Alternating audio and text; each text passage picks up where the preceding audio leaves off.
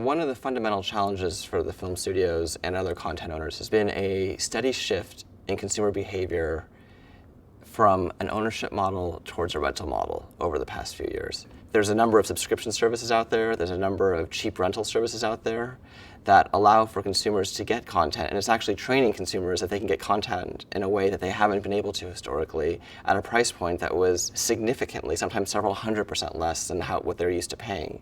So although we want to encourage consumers to consume in the digital format, and it often brings new consumers that weren't traditionally there, at the same time, it's forcing us to now deal with how do we get them to pay for this content. One area that's been a complete bright spot for film, but could cause some issues going forward, is the proliferation of tablets.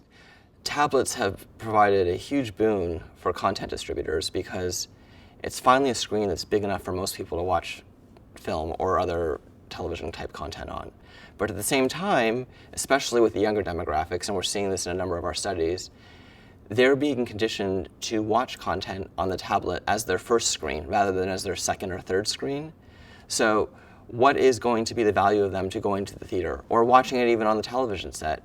To them right now, they don't necessarily all see those benefits and are happy watching content on a tablet or even on a smaller screen because that's how they were born. When you grow up with digital consumption, it's very hard to then move those eyeballs back to traditional consumption. The lines are continuing to blur. So what is truly a film versus what is television content? There's a lot of questions around that right now, especially with a number of companies that were true technology or true just distribution companies now creating and commissioning content that they're distributing on their own networks. We're talking about original television series, we're talking about original films, and that's changing the entire environment.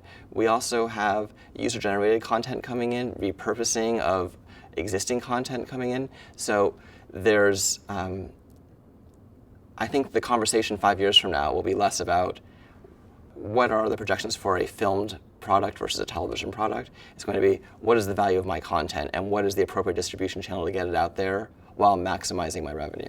Those that are going to be successful are the ones that are going to be able to figure out the balance of how to produce content at a price that will still be profitable for consumers in the US and globally, and that will allow them to create incremental revenue streams in other media. So again, back to consumer products, TV offshoots, the ability to make short things like mobisodes or other online content.